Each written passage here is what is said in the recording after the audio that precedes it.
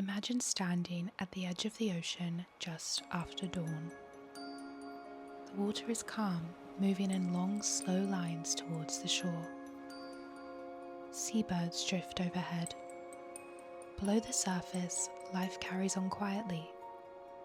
Currents shifting, reefs growing, fish moving through open water. For a moment, think about the thousands of people working to protect these places. Scientists, communities, fishermen, volunteers, small efforts happening every day in different corners of the world. The challenges are real, but so is the progress. As the tide rises and falls, there is something steady in that thought. The future of the ocean is still being written, and there is reason to believe it can be a good one. Hello, and welcome to the newest episode of my podcast, Voices of the Reef. Today we have a really exciting and thought-provoking, kind of inspiring episode that we're going to be talking about today. And I want to thank you for tuning in. I really hope that you enjoy this episode and it leaves you feeling some kind of hope. Today we're going to be focusing on all of the wonderful conservation initiatives that are happening globally to try and save our oceans. And June is World Ocean Month, so I thought what better way to honor our oceans than to talk about the wonderful people that are working to save them. Now, you might have heard of the term ecogrief, and it's essentially a term used to describe the emotional weight and grief that conservationists, environmentalists, and people that are just passionate about caring for our planet can feel. And it seems to be at a really heightened state at the moment. And please don't feel like you're alone in this feeling of eco-grief. There are many other people that suffer with this issue, and I think it's really important that we speak about it because it's a lesser spoken about problem, but I think it's something that many people suffer with in the conservation space, and I know a handful of my friends that also feel the same. It's easy to get really down and depressed regarding the state of our planet, and sometimes it feels like we're fighting up against a brick wall. But there are millions of people around our planet that truly love and care for our wonderful world and want to save it. And it's really important that we remember that as individuals, that each one of us can make a difference and we're not alone in this fight.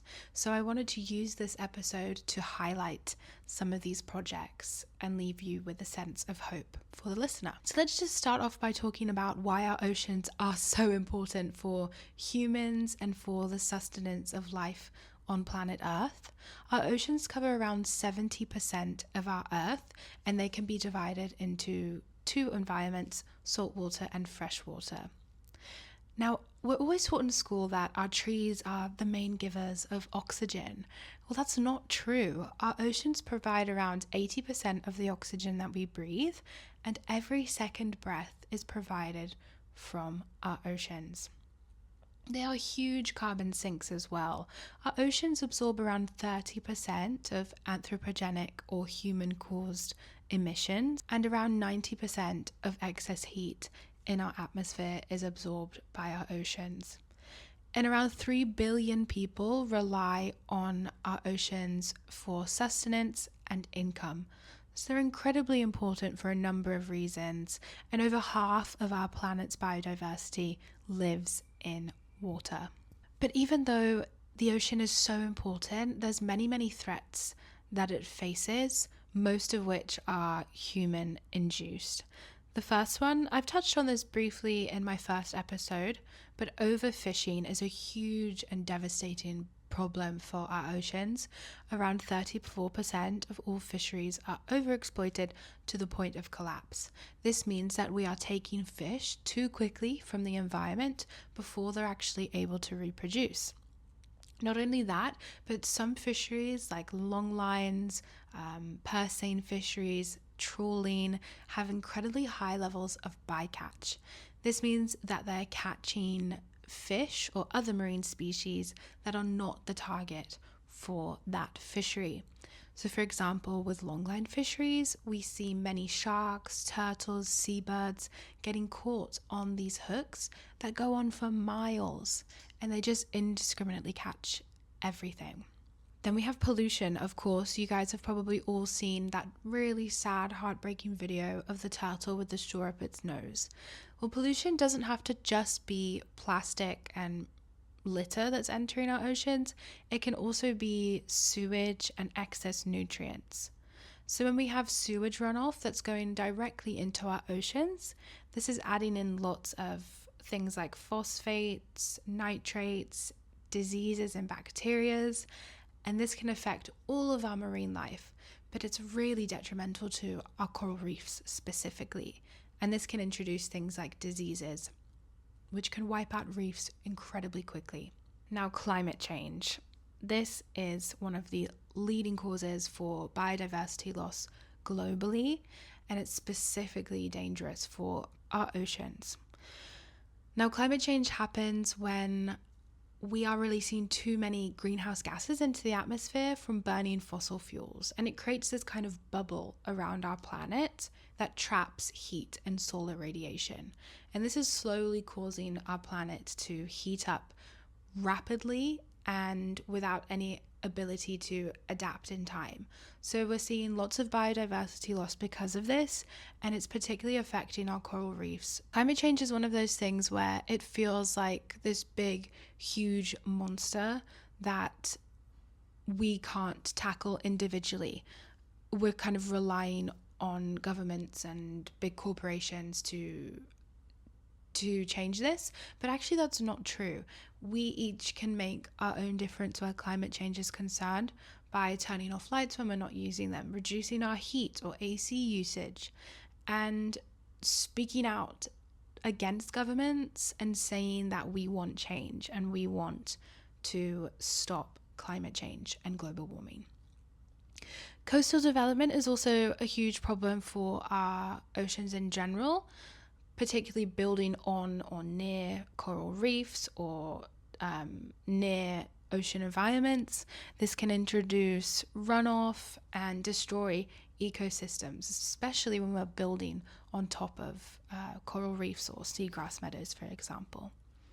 And a lesser known threat, but still quite a huge problem, is invasive species. And I'll focus on one particular species in the Caribbean that's doing some really bad damage. And it's because of humans that these animals have entered the ecosystem. So we've highlighted why our oceans are important, the threats that they face, and now I want to honour some of the wonderful people and organisations that are working to combat these issues. Firstly, I want to shout out a wonderful Maldivian NGO called Maldives Resilient Reefs. They are Maldivian run, and they have a number of projects and campaigns nationally to try and ensure that we have coral reefs that are climate resilient for generations to come. A couple of their projects that they're running: one, Protect Maldives Seagrass. So this is essentially a campaign to stop the removal of seagrass around resorts. When guests come to the Maldives, they think of these really beautiful, clear blue, sandy lagoons. But this isn't necessarily always the case. Sometimes there's seagrass meadows, and these are such important habitats, specifically for animals that rely on these areas for nurseries, and also green sea turtles. That's their main diet, seagrass. So Maldives Resilient Reefs approached resorts and asked them to pledge that they would not remove their seagrass. Now they have an enormous amount of resorts that have said they won't remove their seagrass, and that's really, really great and positive. They also have a Fish for Tomorrow program. This is essentially approaching local fishermen and asking them to fish sustainably, ensuring that they are catching fish that are over the catch limit size and that they're using sustainable methods to catch this fish. Then that fish is sold to resorts like Six Senses Lamu for a really reasonable and great price, and those fishermen are benefiting, as well as the environment, as well as the resort. So it's really a win-win for everyone, and it's been really positive. and effective because it's involving the community and the local fishermen. And then lastly, they have a wonderful learning program called Masmahar Veshi. It's available online on their website in both Devehi, the Maldivian language, and English. Children can access the learning program and learn all about the lovely marine life of the Maldives. To try and combat plastic pollution specifically, there's an organization called Parley. They work globally and specifically here in the Maldives, and they're trying to tackle plastic pollution because it is quite a large problem here in Maldives. There's a real reliance on single-use plastic still, and waste management still isn't very developed. So what Parley do is they go into communities, local schools and resorts, and they teach people and educate them on how to reduce their plastic pollution, and they also give alternatives to schools and resorts to try and stop their dependence on plastics. Their kind of whole model is avoid, intercept and redesign. Now they've intercepted around 3 million kilograms of plastic already, so that's really great, really effective and wonderful. They're involving the community, and that's the first step to having a successful conservation program. So at the moment we're focusing on NGOs and organizations that are working here in Maldives. I will talk a little bit more about some global and international projects that are happening as well, but for the moment let's talk about Maldives whale shark research. They are a wonderful NGO that are working to protect whale sharks here in the Maldives, and they have a number of different ways that they are trying to do this. They involve themselves in community engagement. They'll go out to local schools and teach kids all about whale sharks and marine life, as well as citizen science. So they ask people to capture the IDs of whale sharks and send them into their database. They have a database of over 800 whale sharks that they know by name here in the Maldives, and they've got a really great understanding of the movements of whale sharks through the Maldives, and this therefore helps to protect them and make their protection more effective. They were hugely important in the creation of the Whale Shark Code of Conduct, as well as the creation of SAMPA, South Ari Marine Protected Area. And then on a similar footnote, we have the Manta Trust, which are working to protect and conserve manta rays here in Maldives, but also globally.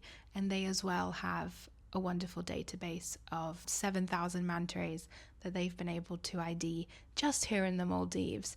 And it's really given us a great understanding with their movements through the atoll, any new injuries that they have, new studies into ultrasounds and pregnancies in manta rays, and lots of other really crucial and important information is being given through this manta ray database. And then we have the Olive Ridley Project, which are a global turtle conservation organization and NGO that are working to save our sea turtles.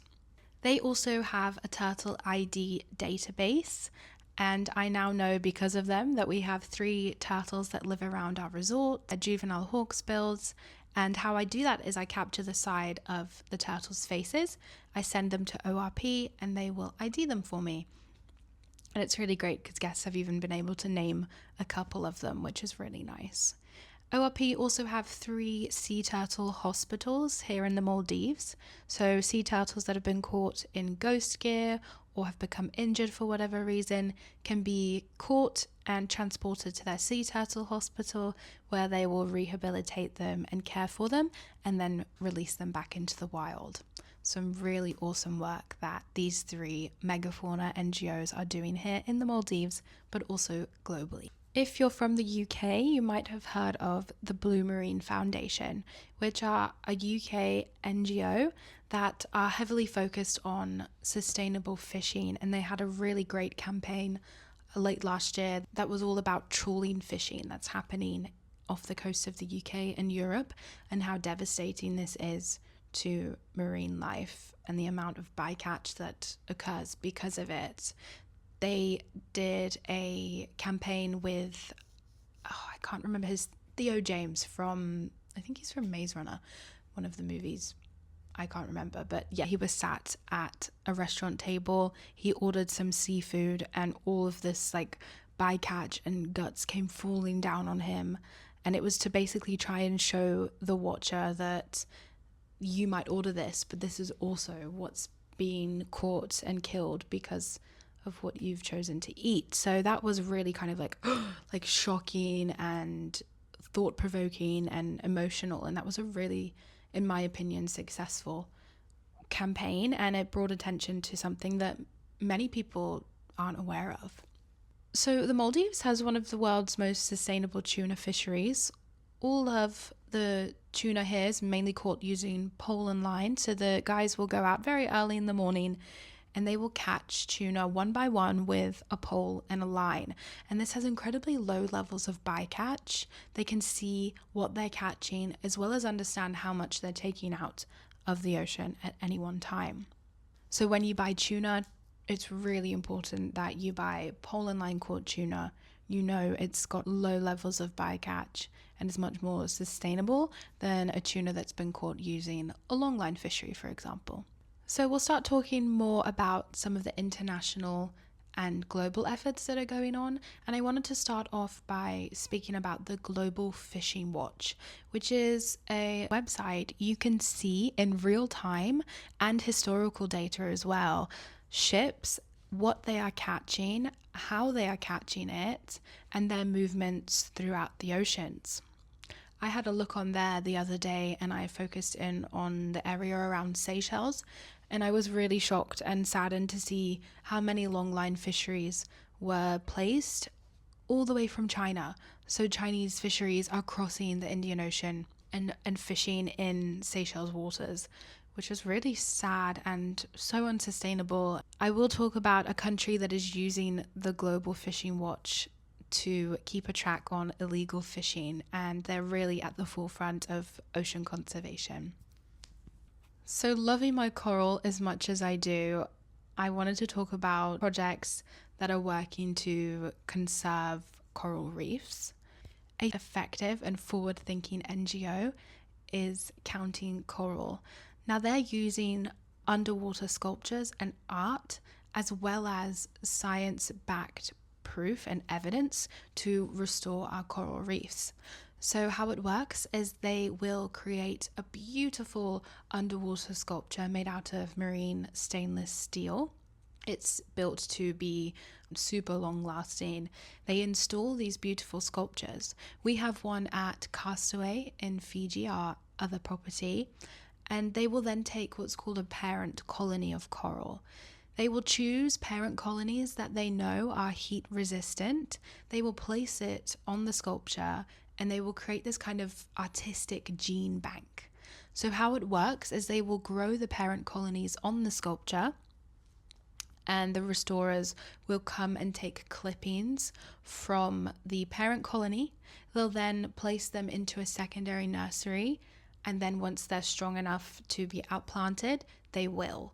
So it's kind of taking restoration and making it artistic and drawing in people to say like, oh, what's that? That's really interesting. That looks beautiful.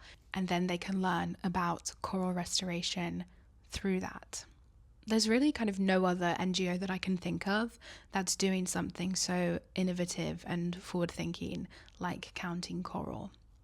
We then have Mars Coral, which is run by the confectionery company Mars, and they will do huge outplanting projects.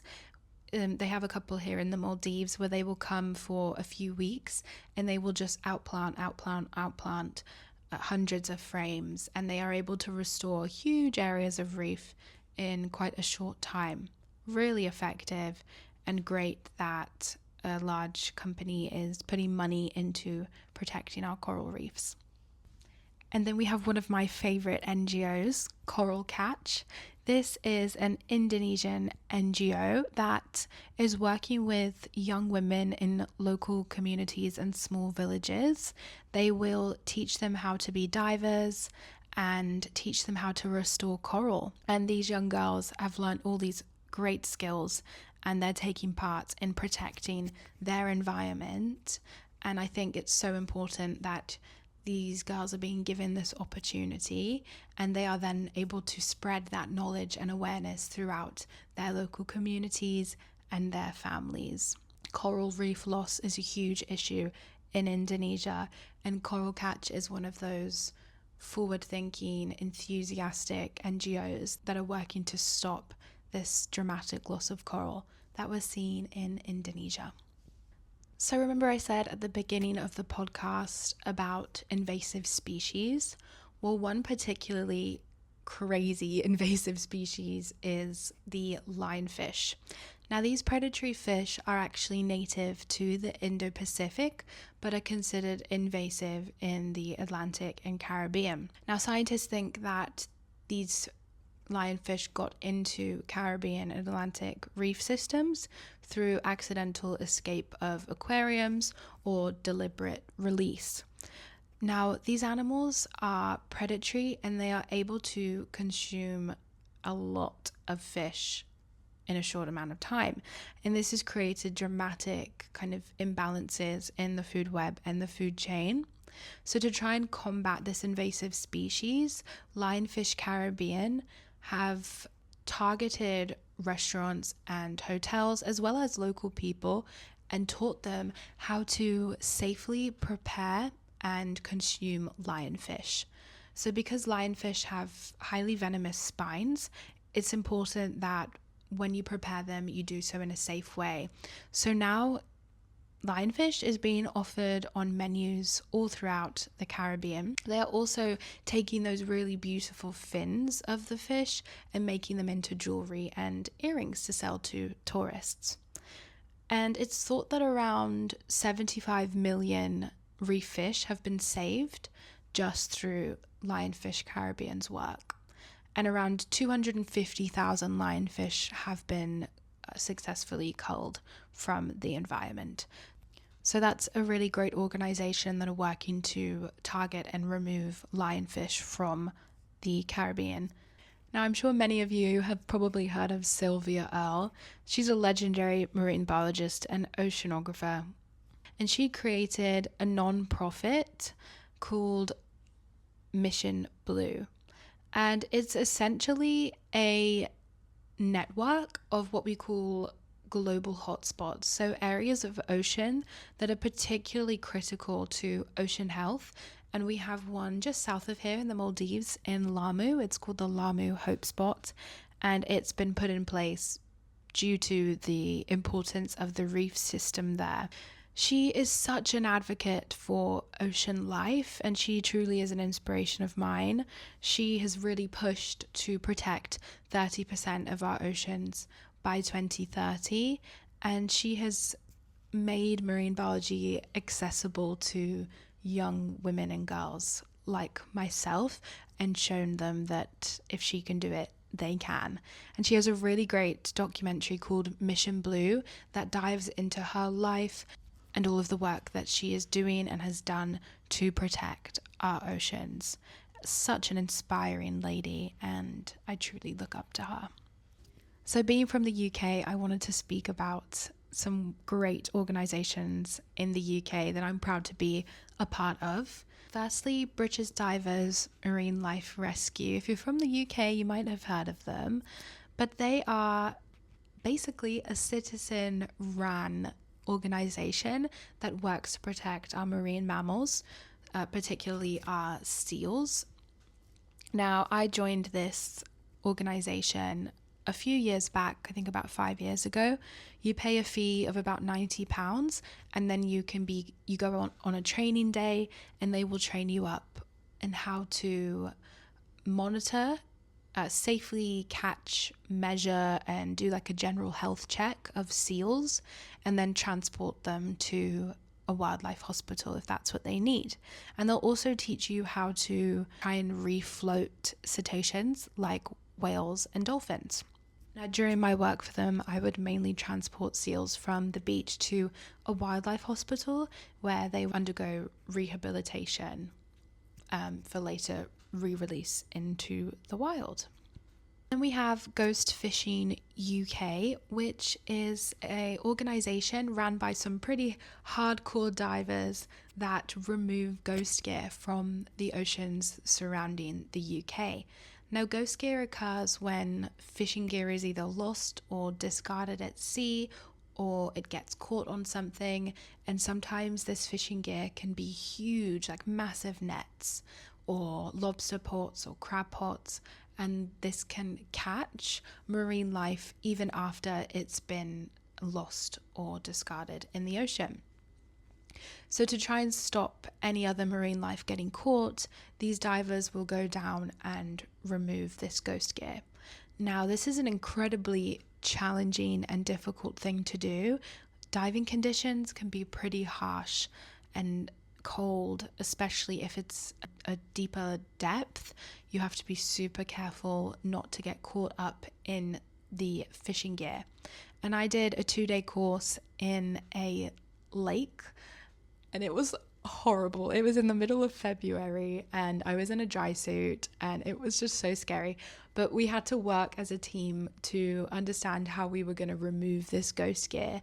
And you would do like a survey dive to see what you were working with, come back on land, put a plan in place, and then you would go down and remove it. And each of you would have a specific role. So one person would be like doing the actual cutting, one person would be holding the flashlight, and then one person would be supervising to make sure that no one got like caught up in the ghost gear. So it was really interesting. It was pretty difficult for me. I was not happy with the cold and the dark, but yeah, I finished it and I was happy with that. So I haven't actually been out on any projects to remove ghost gear because I haven't been back home, but I would love to one day go out and help them remove some ghost gear. And then something that one of my friends spoke to me about that I've never heard of before, and it was really interesting and I thought innovative, was something called a hook pod. So hook pods are like a plastic container or mechanism that covers a hook that's attached to a long line. So our deep sea diving birds can get caught on these lines as bycatch. So these hook pods will actually cover the hook and only open at a certain depth past which those deep sea diving birds are able to reach. So therefore they're not able to get themselves caught on the hooks. And I was like, this is such a really great and innovative thing. So from my understanding, they are trying to get this as something that all fisheries have to have legally to try and reduce levels of seabird bycatch. And I thought that was really great. And it probably will help stop other things from getting caught on these hooks as well, not just our seabirds. And I wanted to highlight a couple of countries that I feel are forward-thinking and role models for ocean conservation. Firstly, I'm planning on going here for my honeymoon with Ruben. Costa Rica is such a beautiful country with so much amazing land and marine life, and they know it and they're trying to protect it. So they've protected around 30.2% of their waters, and they are that country that I was speaking about earlier that are using the Global Fishing Watch to track illegal fishing that's happening in their waters. And so far it's been really successful. They also have national coral and mangrove restoration projects. So Costa Rica is a role model for other countries worldwide in protecting their marine life. Another country that's very forward-thinking is French Polynesia. They've actually established the world's largest marine protected area. It's around 4.8 million square kilometers. And the Tainui Atia, I think I'm saying that right, I hope so, includes a 1.1 million square kilometer no-take zone. So fishing is completely banned here. You cannot remove anything from the waters of this specific area. So great. And it's home to one of the world's largest marine mammal sanctuaries. So this is crucial specifically for our migrating whales. Two wonderful countries that I hope to visit one day, and I just wish that other countries would listen to them, look at what they're doing, and put it into place in their countries. And then finally, I wanted to speak about something that countries all around the world are doing to protect our high seas. So, high seas are areas of ocean that don't belong to a specific country, and you can kind of think of it like no man's land. So, our high seas cover around 2/3 of our ocean, and they lie outside of national borders.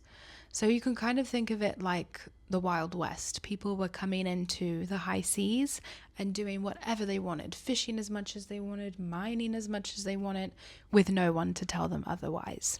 So to try and combat this, the United Nations created the High Seas Treaty.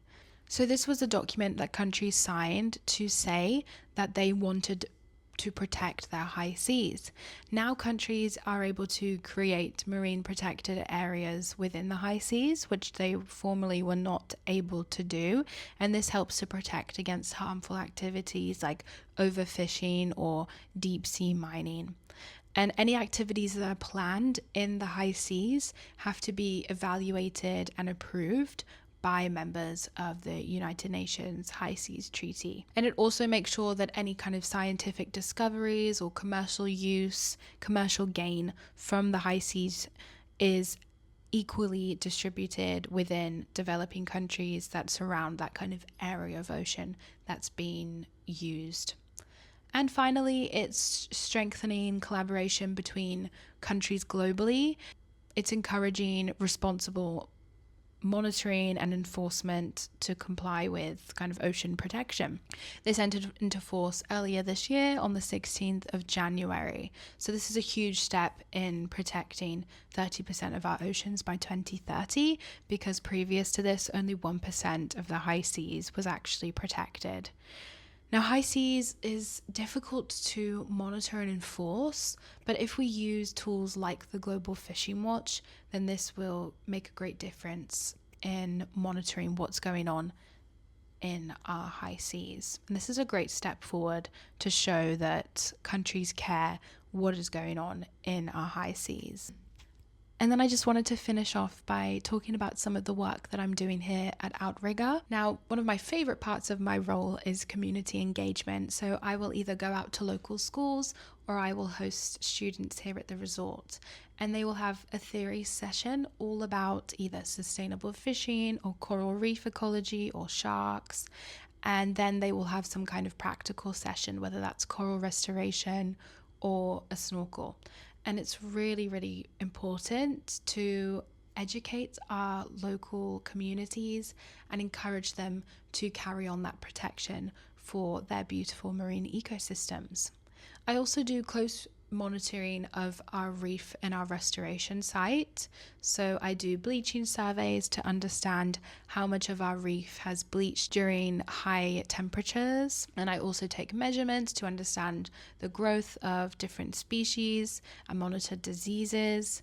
I also collect data for the Manta Trust and Maldives whale shark research by taking those IDs and sending them off to be submitted to the database. We also do coral restoration. This is a paid guest activity where guests can come with me to harvest coral. We plant it on a frame and then we put it out onto the reef. And I've had so many guests say that this has been like the favorite part of their vacation, and it really leaves a lasting impact and a lasting memory here in the Maldives. And then lastly, guest education. So I do presentations where I'll teach guests all about the wonderful marine life and what they can do to help save it. So that's just some of the work I do here at Outrigger. Now, I hope that learning about these different projects, NGOs, organizations that are working to protect our oceans has given you a bit of hope. And I know it's so easy to go down these kind of dark rabbit holes of doom and gloom and depression. And I know lots of people in the conservation space that suffer with ecogrief. But I also think it's really important to remember that there are so many of us fighting to protect our oceans and our planet, and each one of us can make such a big difference. But I promise you, if we all stand up, speak out, and we spread our passion and our awareness and knowledge with others, then that will have a trickle-down effect. You can think of it like each one of us is a drop of water, and if we all come together, then we can create an ocean of change. And I want you to leave this podcast feeling that you can make a difference, whether that's eating sustainable seafood, reducing your plastic pollution, being more mindful of your carbon emissions. Each one of us can make such a great impact and a great difference. Happy World Ocean Month. I'm a firm believer that every month should be World Ocean Month. So thank you so much for tuning in to this episode of Voices of the Reef. I hope you enjoyed it. If you enjoyed it, leave a comment down below, like and subscribe. That really helps me out and shows me that you guys want to hear more. If you are interested in donating to any of the NGOs or projects that I spoke about in today's podcast, please feel free to check out their websites and social media accounts. Thank you for listening.